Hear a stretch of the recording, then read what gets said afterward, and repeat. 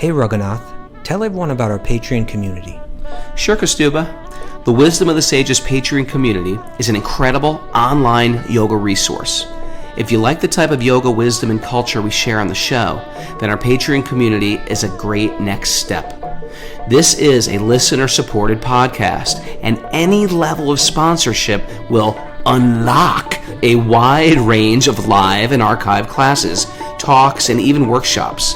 Raghunath teaches, I teach, and we have a host of other excellent teachers on topics ranging from yoga philosophy, asana classes, storytelling, Ayurveda, kirtan, cooking, meditation, and a lot more.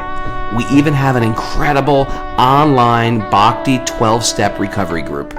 So if you want to check it out, go to patreon.com/wisdom of the sages. All right, let's get it on. Bhagavate Vasudevaya. Om Namo Bhagavate Vasudevaya. Om Namo Bhagavate Vasudevaya.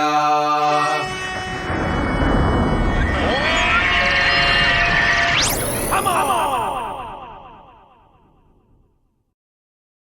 Live from Sridham, Mayapur, this is Wisdom of the Sages, a daily yoga podcast with your host Raghunath and co-host and senior educator at the Bhakti Center in New York, Kostuba Das. Welcome to the show, everybody.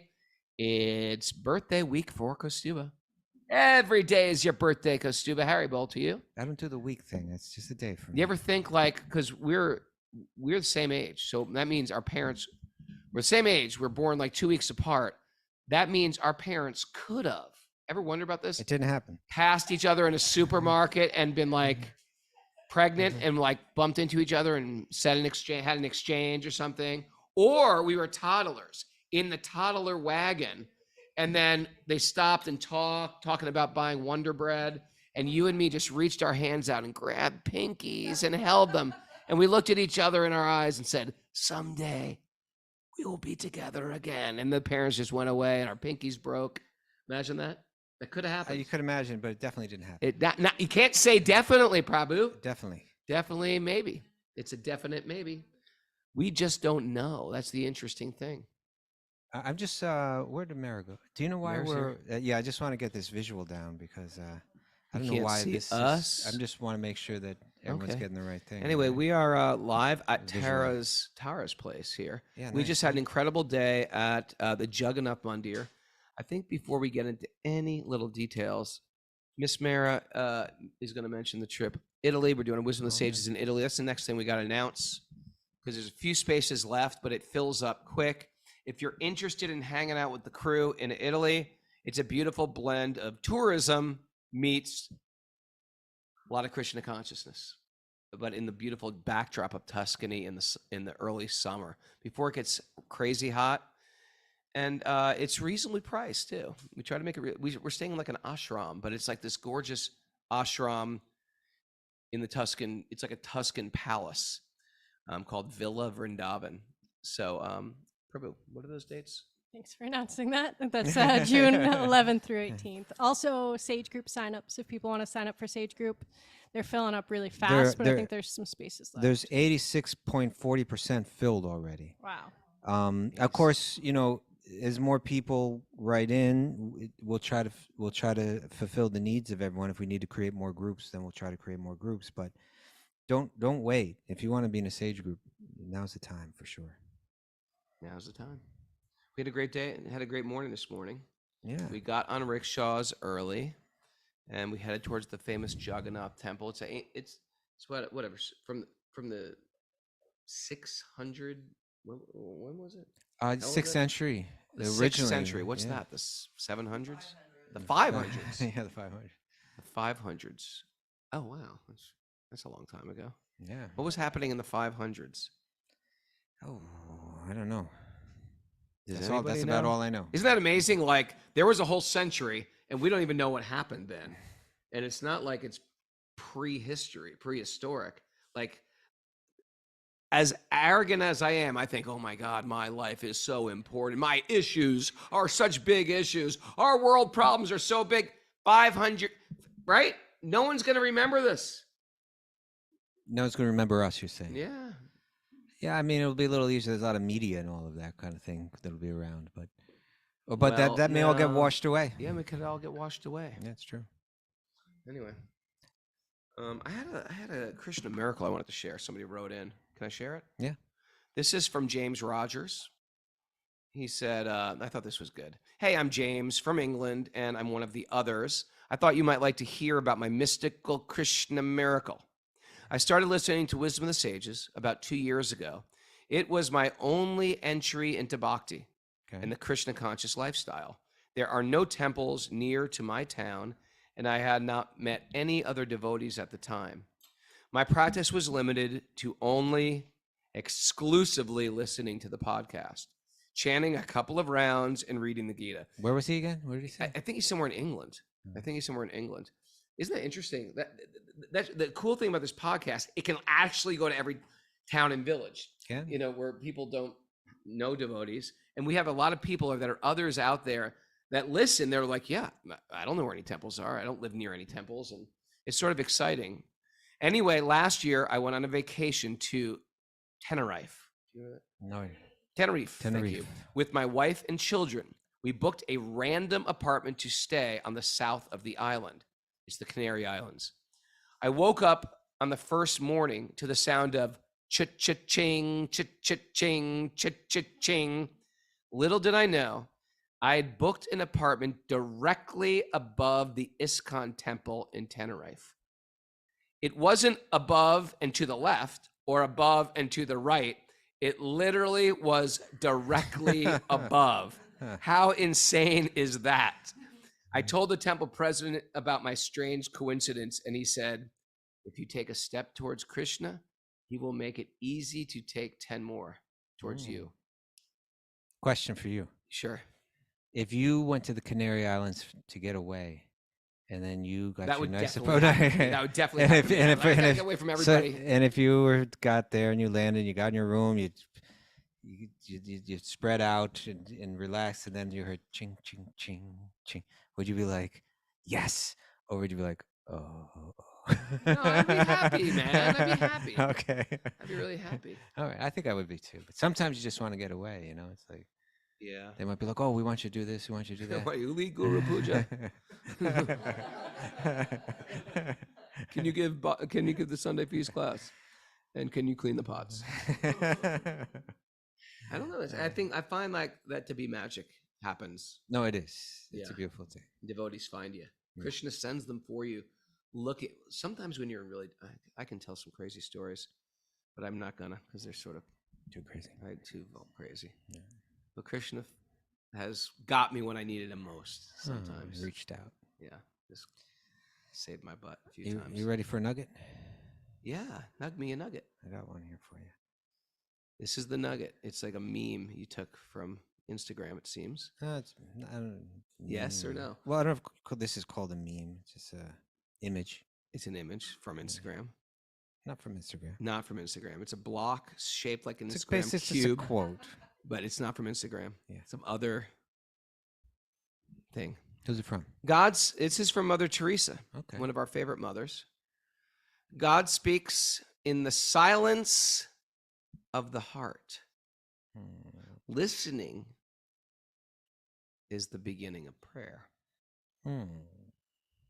Listening is the beginning of prayer. Sounds like we need to calm our mind a lot to hear God speak. Yeah. Sometimes when the mind isn't calm, we think it's coming from the heart. We think it's God talking from the heart, but it's a lot of other crazy talk. There's a lot of crazy talk in my mind on a regular basis. Real crazy, real chaotic, real frustrated. And at times I can think, well, God's telling me to do it. No, that's not God talking. That's crazy talking. That's the crazy loop talking. Could be. Right? That's what I get from that. You settle the mind first, then that's the beginning of prayer. Silence of the heart. Right. The way that she's saying it, if you read it kind of like literally, the way that she's phrasing it. So God speaks in the silence of the heart. It almost sounds like he doesn't speak when the heart's not silent, right? Which might not mean that he's not speaking, but just that we're not hearing, right? And so then she says, so listening is the beginning of prayer. So what does that mean? That before we sit down to pray, people pray. They generally pray with concerns about their circumstances. Sure. And it's saying that you have to listen first. And I guess listening means you do that which you don't normally do, which is you actually slow down, right? Like normally we're just constantly in a state of trying to find whether it's comfort or satisfaction, dealing with the responsibilities that we feel are part of the necessities that we have to take care of. But the idea is like, oh, if you're going to hear that voice, the first thing you're going to have to do is actually cut out time in your day to listen. And if you just immediately sit there and do it, it's going to be like, well, I don't hear anything, right? It's going to it's probably going to take some time to go into that space. She uses the word heart, not even mind. Sure. Right? Try to go into that and see what am I not hearing normally about my life, about my behavior, about what's important, what's not important. What is it that I'm not hearing that I'm meant to hear, that I could create some space for or some silence for in the heart? And before I begin to pray for anything, before I even know what to approach God about, right, maybe I should try to hear that first. Right. It's kind of simple, but it's really kind of profound. And I wonder even how much I do it. You doing it right now? I'm doing it right now. Yeah. God told me to kill you. Sometimes people say the heart says crazy things. You gotta be careful. Okay. That's why you gotta, when you do have these things like God told me to do it, it's always good to go to a devotee that you trust and said, God seems like he's directing me towards this. What do you think? We have this whole thing like, trust your gut. But we say, be careful about that gut. Well, Prabhupada would say, he had the nice, I forget exactly how he phrased it. Is that Tar? Maybe Tar could help. I think Prabhupada said that we hear from God within the heart, internally from God from within, and then it's confirmed by the spiritual master without. Is that how it was? That sound about right? Maybe you could phrase it more precisely the way that he did. Because he's good with this. Yeah. So it's within that instruction. The idea is don't just depend on your own thoughts of what God is saying. That may be the tracks in your mind that are speaking. Anything speaking. We were saying that today. I think your lust could speak, your greed could speak, your anxiety could speak to you, and we could mistake that for God. Yeah. Don't want to do that. No. Yeah. Anyway, I like that from Mother Teresa. We're going to hear quite a bit about Paramatma. We should get her on the show. Yeah. Let's get Mother Teresa on the show. You would have to create some silence in your heart for her to speak. No, long It's going to be difficult then. Yeah, it's gonna be more challenging. It was a long shot already. I was like, she's in Calcutta. We're in Mayapur. That's not that far. Okay, so we're not getting Mother Teresa. No, it's still possible. Maybe one of Mother Teresa's people. Yeah, I'm sure she's got some people there. Other mothers there. There's probably a lot of mothers there. So I want to find out who's the top mother. Yes, we don't want one of the bottom ones. Just kidding. Okay. Any mother would be great to have. All right. Let's get on with the Srimad Bhagavatam. Anything you want to share about today, Lord Jagannath? It was this old, beautiful temple, beautiful, gorgeous deities. I just appreciate the day because I'm just loving being with you. I'm loving being with everybody that's here. And, it really doesn't matter. Like it rained, but like we didn't care. It poured on us. We got a little wet. But, we ate in sort of peace, and then it sprinkled lightly. And by the time everyone was done with the prasad, and the prasad was incredible, huh? Oh, man. The prasad was really incredible. And that's a beautiful art, it's an art, it's a science, and it's a beautiful devotional offering, the way that the consciousness that goes into those meals that they prepare. 64 preparations for the Lord every day. And you have to reserve it. We reserved it way in advance. Tara, thinking about us good 2 months ago, reserved good job, that spot Tara. for us, right? And to eat lunch with all the nice people. You know what? Also, it's really just fun. Like sometimes I'll have a relationship with people like Moses or David Charles Wilson or Catherine back in America. And I'm thinking, in my mind, I always think, oh man, I can't wait to take these people to India someday. I always think like that. And then they're here with me. And oh, great, they get to go to the Jagannath Temple. I think like that. I remember going to the Jagannath Temple for I remember going there the first time in 1991. It's like before Maya was born, probably. Right, Maya? When were you born? Yeah, See? she's not. Yeah, no way. She's We were there before she's you were born born. in this. Yeah, you were born in this millennia, not last millennia. So anyway, it's so I remember going there for the first time. I remember being taken there, and I remember eating there, and I remember being in like jumping up and down before that deity. So to see other people and take them there for the first time, it creates a lot of joy for me, and have them experience that as well. How about that tomato chutney? I didn't have the tomato chutney. Oh, There was a lot of stuff that did run out, but it was okay Alright. because of the different taste you get when we got to serve out. Yeah. When that was a nice thing to do. I really like this thing of you and me doing the serve out. It's just the way it should be. The seniors should always serve out. You know. others can volunteer, and we can make it. But I think that's our thing. You and me our just thing. serve out.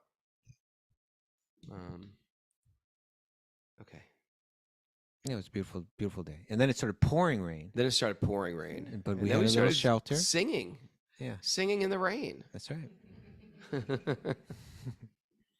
All right, you ready to get into it? Sure. Hit it. Narayanam namaskritya naram Chaiva chaiva narottamam devim saraswatim vyasam tato jayamudirayat. Before reciting the Srimad Bhagavatam, which is our very music conquest, one should offer respectful obeisances to the Supreme Lord Narayan, unto Narayan Rishi, the supermost human being, unto Mother Saraswati, the goddess of learning, and to Srila Vyasadeva, the author. Nasta prayesha bhadreshu nityam bhagavat sevaya bhagavati uttama shloke bhaktir bhavati naishtaki. By regular attendance in classes on the Bhagavatam and by rendering service to the pure devotees, all that is troublesome to the heart will become eradicated. Yeah. Loving service to the Supreme Lord, who is praised with transcendental songs, will be established as an irrevocable fact. Om Jnana Tamarandasya Gyananjana Shalakaya Chakshurunmilitam Yena Tasmai Shri Gurave Namaha. I was born in the darkness of ignorance. My teachers are opening my eyes with the torchlight of knowledge. I offer my obeisances at their lotus feet. Reading from the Srimad Bhagavatam. Where are we at? Canto 7. Canto 7, chapter 2, text 39. Thank you, Miss Mara. So what's happening now? We got a story within a story now. We actually went down to sage level 4. We dug in deep. No one knows what that means anymore.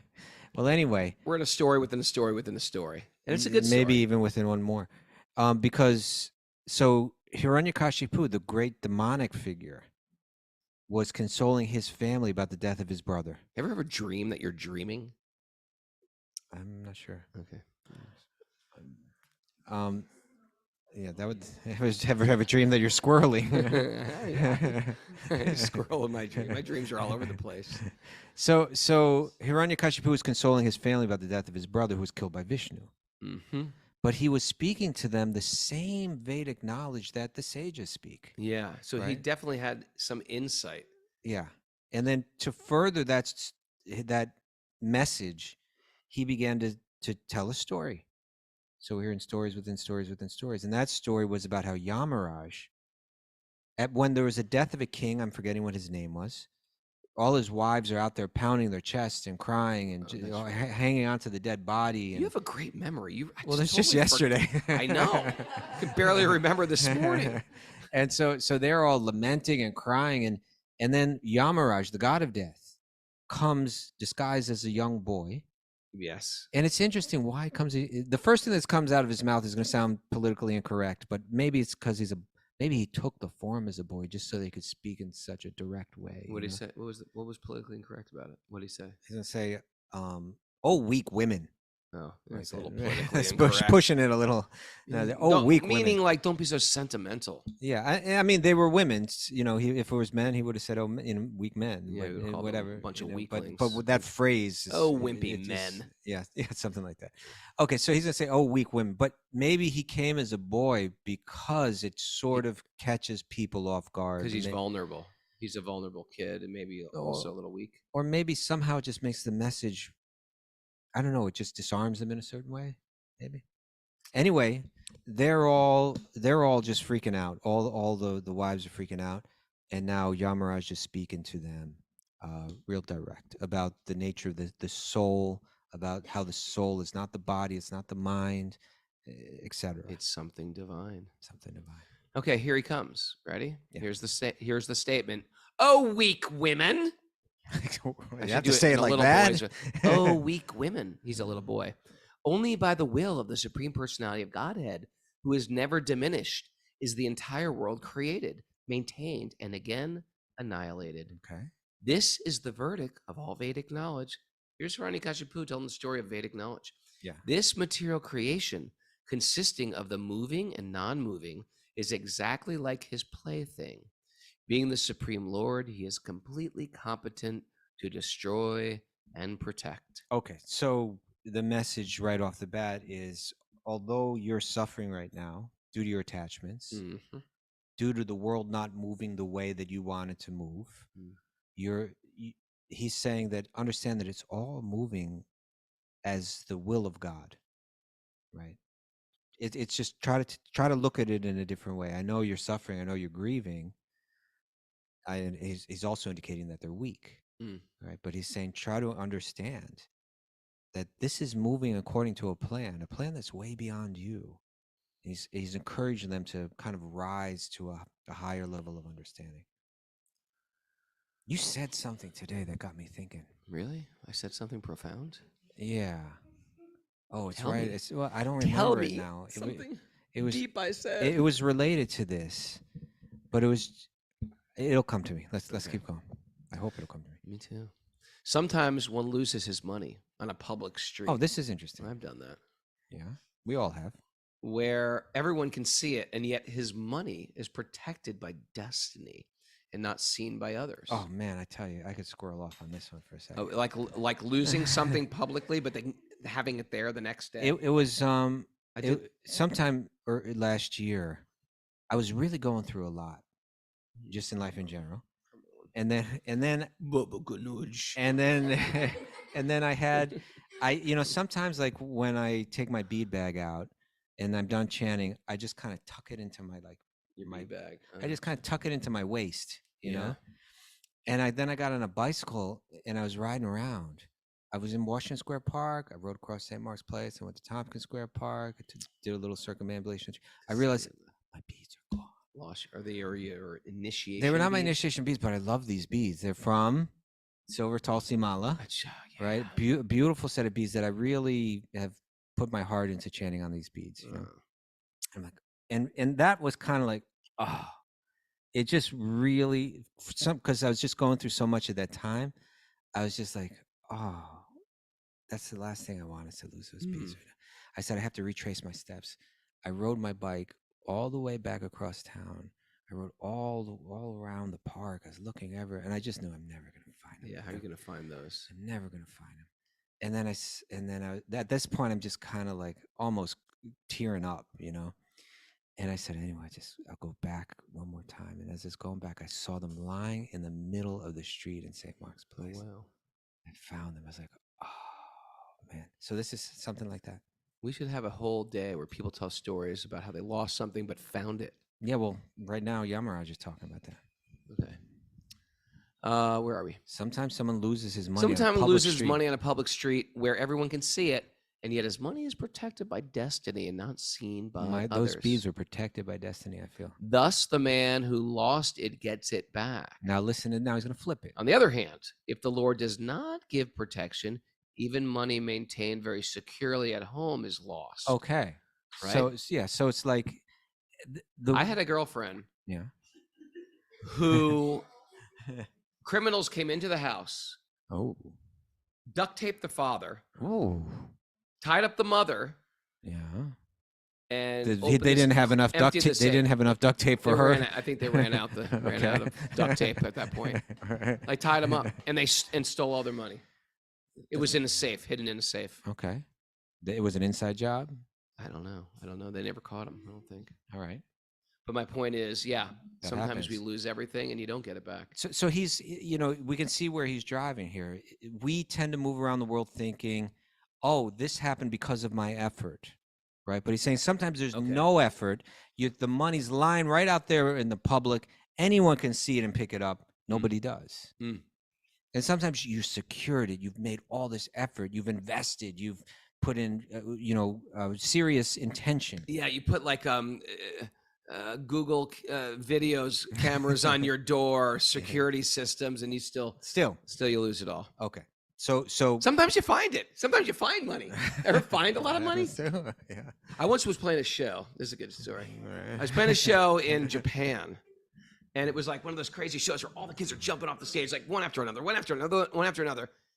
And I saw, what's $100 in yen? I think like 10,000 yen or 1,000 yen, something. yen. Whatever it was, I saw a guy stage diving, and I saw a note yen. falling out of his pocket, rolling down his leg as he's stage diving it, and it rolled down his leg. A note bill, and it landed right on my foot. And he disappeared into the crowd, like he dove in the ocean. And I because we were playing a show, I just grabbed it and I threw it at my roadie. And then, you didn't even try. Like, did someone just? No, I didn't. The guy with with the blue Vans on. It happened so fast. Yeah, so fast. It was really, really fast. I guess I could have made an announcement. And Japanese are a very honest culture. They would have probably said, no, it's now, why didn't you mine. put it in your own pocket? I didn't. I just threw it at a roadie because I thought we'd. You thought that would look bad if.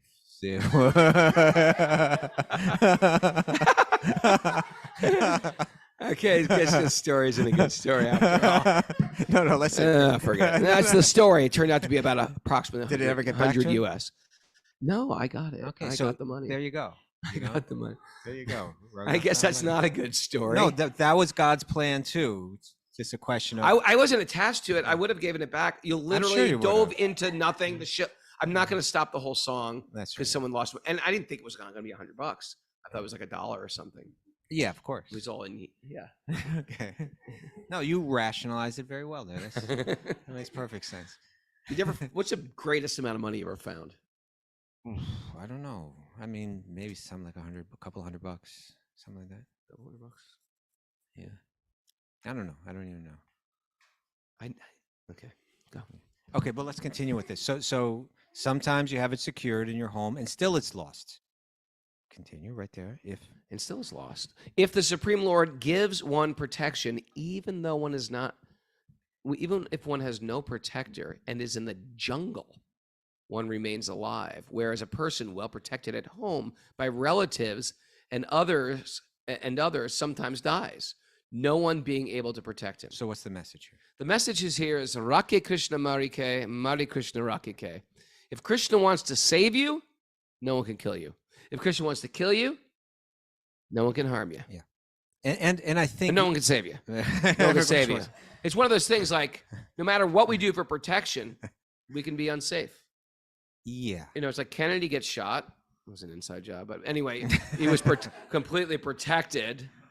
And then he was shot in the head by John Wilkes Booth. And then something like that. Someone is walking through a ghetto where it's really dangerous and they're completely unprotected or completely protected for some reason. Or in the middle of a battle. Or in the middle of a battle. Or you hear those stories about those people that survive World War II and then they go home, they get drunk, they fall in a puddle and they drown in the puddle. Or you hear the story about a baby. Ever hear these ones? Babies fall out of a moving car on the highway, completely fine, nothing wrong. Yeah. I think there's a rubberness about a baby's bones. I'm not sure if there's a rubberness. No, I think there is. I think babies are more bouncy. You don't have to. What's that? Drunk people are rubbery. Drunk people as well. are very rubbery too.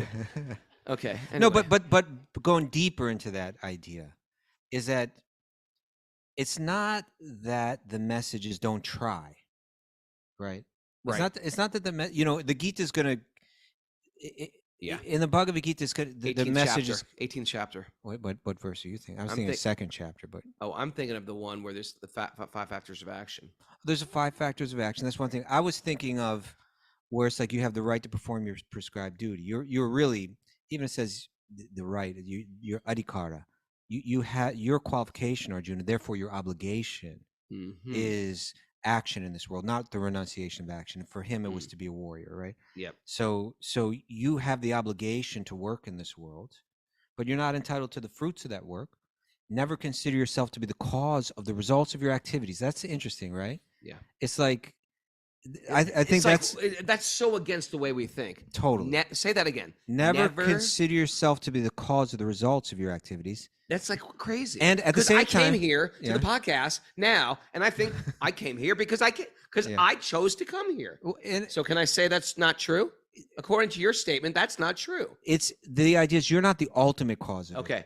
There's one factor. That's and one my factor. desire to go there. But without that being facilitated by the Paramatma, it won't happen. Yeah. And sometimes things don't. Sometimes we make a plan to go somewhere. Yeah. And a tragedy happens. We get misdirected.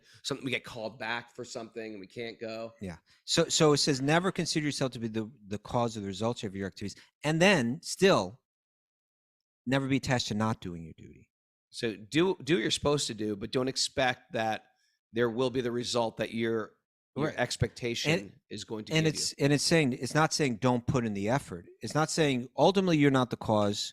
Well, if that's the case, then why should I put in the try, effort? right? No. You got to raise your kids to be, to be spiritual beings and kind and loving and have character. But you've got to understand there's other factors going involved in raising the kids too, that they're going to come out. Don't be too attached. You never know how Karuna is going to come out. No, we know how she's coming out. You're already. But the fact is, you got to do your best, do your duty as the parent, and the kids Right. on their own path ultimately as well. So Yamaraj isn't saying don't try to secure money, just leave it in the middle of the street. Mm-hmm. But he's sharing this to show that there are other factors, that everything isn't dependent on our effort, that we do put in the effort, but ultimately there's a plan that's greater than our effort. Mm-hmm. So it's our responsibility to put in the right effort in the right way, prioritize things correctly, and serve by putting in our full effort. But he's telling these ladies right now, the Yamaraj is telling these ladies, the fact that your husband died here, you can go on and lament about it forever, but this is a part of a plan. This has been sanctioned. Ultimately, what has happened, whether it's wonderful or horrible, it's been sanctioned by God. Now respond in that consciousness, right? Respond in that consciousness and see where that takes you. I like that. Okay. I like that. Let's see what happens. Just as a householder, although different from the identity of his house, thinks his house to Hold be on. identical with him. I think you skipped 41. Yeah. Okay, see what you do? You're like Mara. You drag it up, so I'm right setting you up. on, Yeah. and I'm trying to think ahead. All right. Those work against each other. Every conditioned soul receives a different type of body according to his work. Okay. Isn't that interesting? And when the engagement is finished, the body is finished. So according to the work means that's our karma, right? You put Yeah. in certain actions, you get certain reactions, you get a Isn't it body. weird. Like I designed around did this. something to get this. Every little everything, every beautiful and ugly thing in this. There's It was something that got me this all- karma. You did it. That's you. Every conditioned soul receives. Every conditioned soul receives a different type of body according to his work. And when this engagement is finished, the body is finished. Although the spirit soul is situated in a subtle, although the spirit soul. So, and when the engagement is finished, the body is finished. The body's finished. So he's telling those ladies, this body, karmically, it's finished. it was meant to. It came to its end. Yeah. Okay. Although the spirit soul is situated in a subtle and gross material bodies in different forms of life, he is not bound by them. Okay. For he is always understood to be completely different from the manifested body. Your husband didn't die. It's so hard to really deeply grasp, huh? Hmm. I can superficially grasp it, but to really grasp it, that means I would be fearless and I would never look in the mirror again. You know what I mean? Never look in the mirror, meaning Just meaning who cares what this thing looks like? Well, it's not me. Yeah, well, that's the avadut way. You could do it that way, or you might just say, it's not me, but it should look good for the service that I do for my purpose. Right? Yeah. But this is reminding me of the question that was asked of you today by Laura about Isn't it spiritual bypassing? spiritual bypassing. If yeah, We were talking about what? it had to do with grief, I think, right? Emotionally how to emotionally regulate.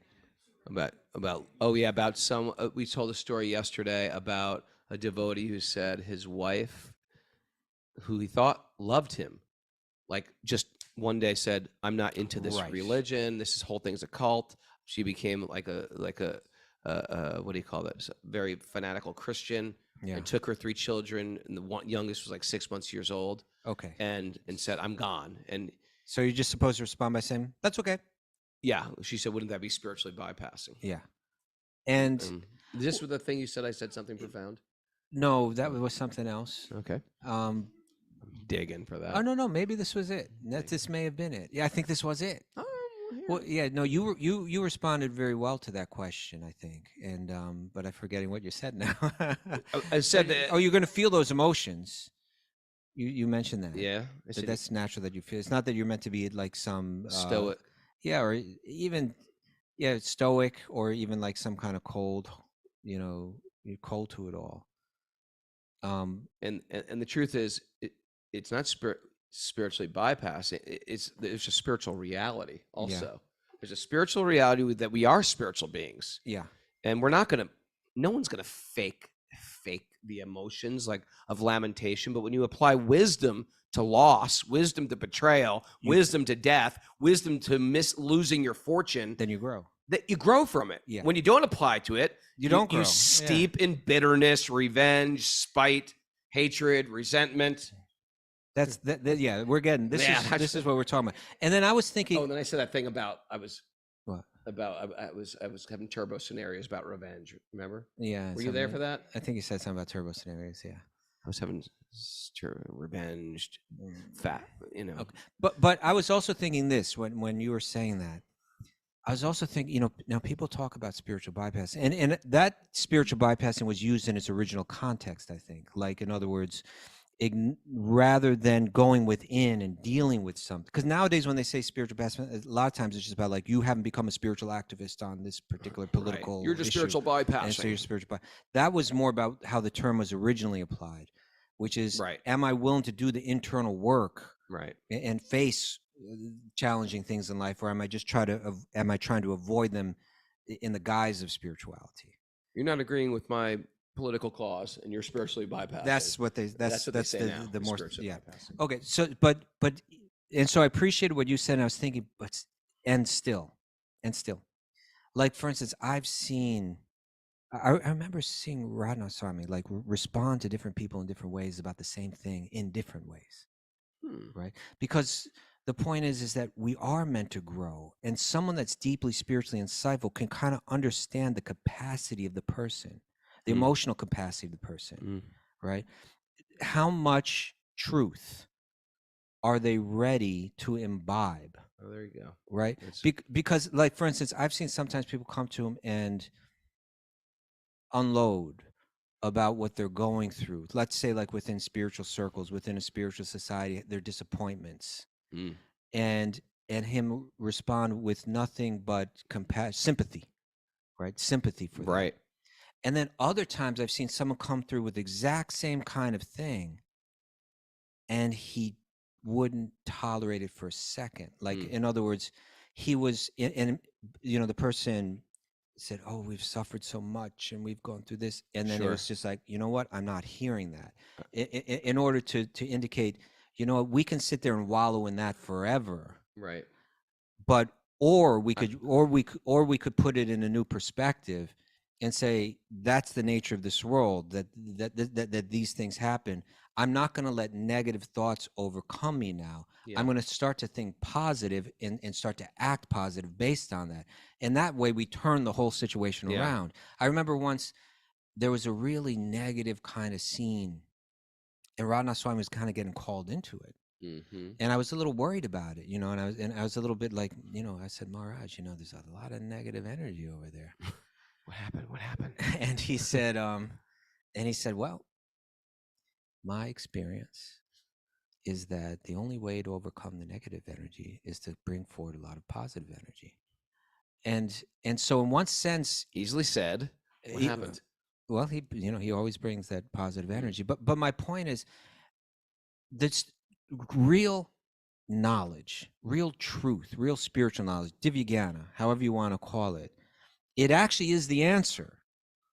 Yeah. And ultimately, it is the answer. Now, the question is, how much of the medicine can a particular person take at a particular time? Sure. That's the expertise. But That's what makes a great teacher. But if you're and a never great- going to speak the truth, then no one's going to get better. then no one's ever going to get better, right? And you'll always be angry at life or at the others or at the situation or at the politics or at God or at fate. God. Yeah, right. So- My cruel fate or my cruel life or this cruel life. Yeah. And so little boy Yamaraj here, he's kind of coming with the message right here, right? Balyama, we call him. Balayama.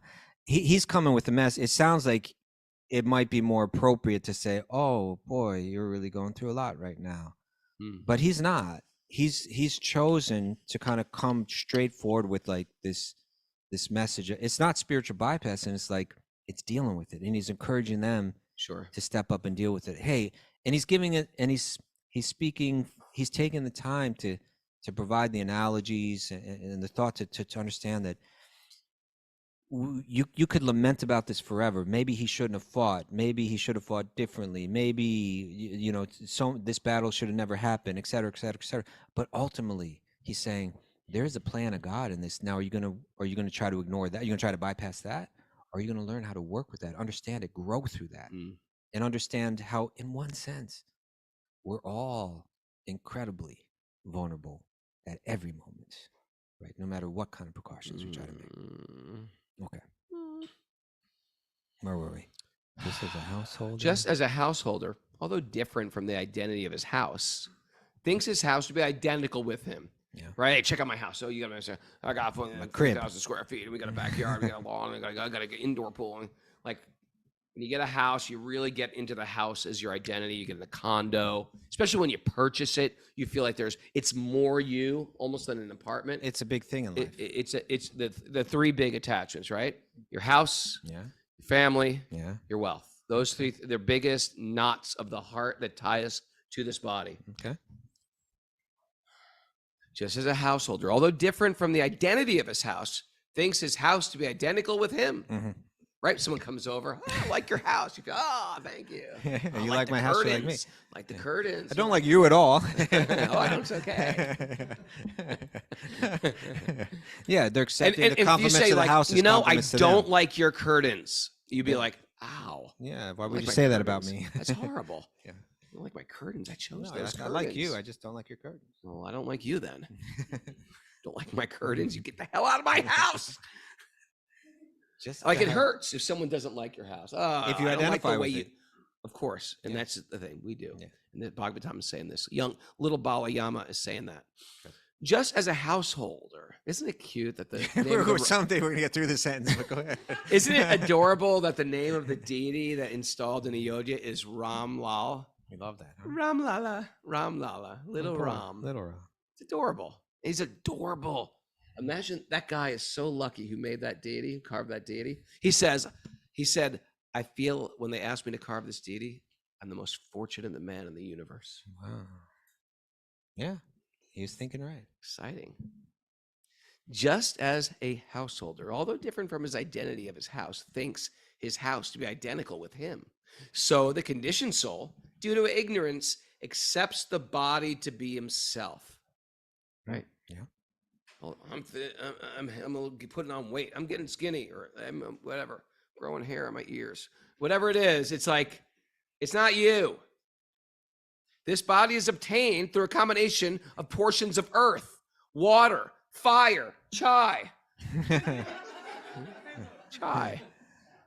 And when the earth and water and fire are transformed in the course of time, the body is vanquished. Just like we saw that body burn yesterday. 2 days ago. You know what was like disturbing about that body? The arm. The arm was sticking up sort of like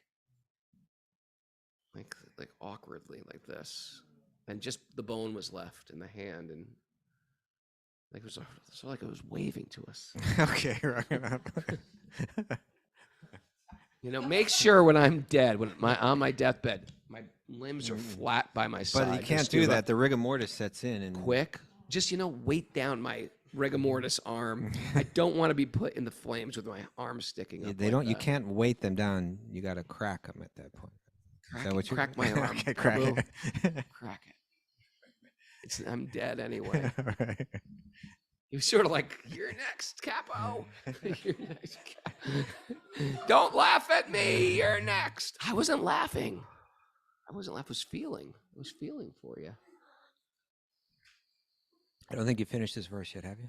I don't think so. There's a lot to talk about. This body is obtained. This body is obtained through a combination of portions of earth and water and fire and chai. I said that. Yes. The soul has nothing to do with this creation and dissolution of the body. Okay. Next analogy.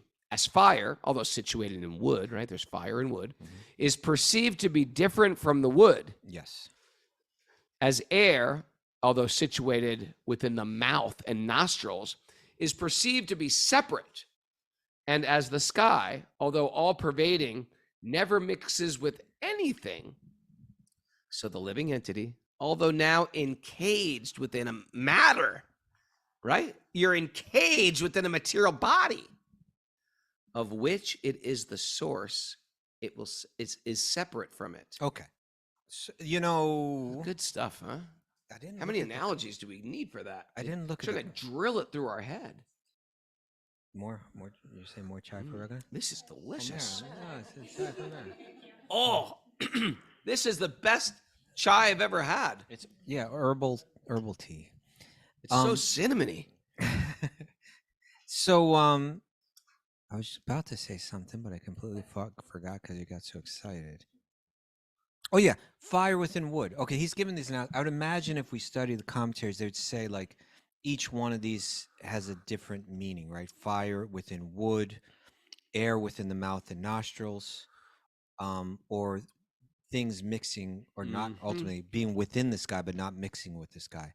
Saying that we're within the body, but we don't mix with the body. We're always separate from it. Right. And I think it's interesting how maybe in the culture that this comes from, like, I don't think as Americans we grew up thinking, oh, there's fire in the wood, even though there clearly is, right? It's like we think the wood, like fire gets put on top of the wood or something like that. The wood makes fire, you know. Or like the fire is like a place where wood is like a place where you start the fire on top of it or something like that. We're not trying to, there's no fire in the wood. No, the sunlight is captured within the wood. And it's fire and it's we in have there. to extract it. Yeah. Through a process. Yeah. So when they use this analogy, it's to a mind that thinks this way, right? Yeah, our mind. We know there's fire in that wood, and we don't think of the fire as being the wood. We think of the fire as being within the wood. Yeah. Right. So we don't think of the self as being the body. We think of the self as being within the body. Sure. Okay. Trapped in a body. That's what's going on here. Yeah. Imagine how free we're gonna feel when we're out of the body. You're gonna be like, oh my God. It's like carrying a heavy backpack around. You're like, oh God. Yeah, it's like that. I might be smarter. You will be. I will be smarter, right? I will be too. Because we're limited by our subtle body, our intelligence, which, mine's not that sharp. And then we got our mind, which is bothersome. Yeah, troublesome. My ego, that's always getting in the way. Yeah. 24, 44, 43. 44. Yamaraj continued, "Oh, lamenters." Next time I see someone sick, I'm going, you lamenter. No, I won't. Then I want you to lament for me. "Oh, lamenters, you are all fools." There's a little boy. The person named Suyugya, that was the king, for whom you lament is still lying before you and has not gone anywhere. Yeah. You're crying for the body? It's right here. You want the body? Here he is.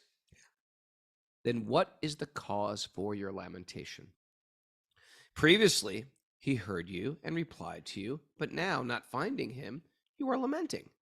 This is contradictory behavior, for you have never actually seen the person within the body who heard you and replied. There is no need for your lamentation, for the body you have always seen is lying here. Okay. Just like there's a live Raghunath and a dead Raghunath.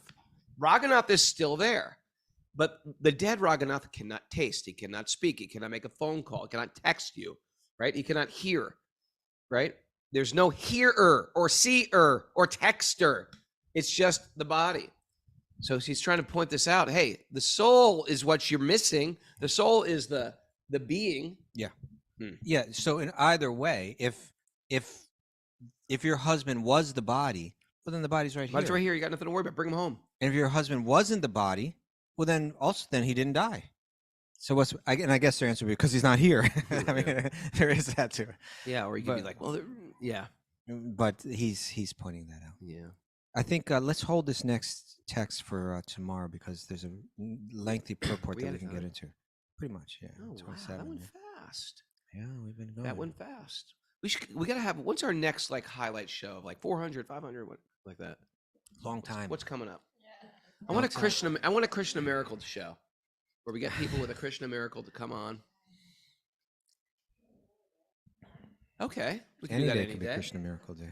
Every day. You got a Krishna Miracle? You got a Krishna Miracle? Okay, not now. We'll save it for the day. What's your Krishna Miracles? Oh, here we go. All right, come on down. Come on down. All right. It better be good because Kostuba is hard to impress here. It better be like a peacock feather appeared on your altar. But before we do this, are you sure that this qualifies as a miracle? Yes. Okay, let's hear it. We're going to hear it. I believe this girl is a miracle worker. All the way from Lebanon? Did it take place in Lebanon? No. According to the Catholics, 2 miracles and you considered a saint. So you're halfway there if this qualifies. Ready? What you got? So I don't remember if it was yesterday or the day before. Oh, the miracle happened like within a 48-hour period? Yeah. It's a fresh miracle. Okay. That body came back to life. Oh, Hare Krishna. She's a little girl, Kostuba.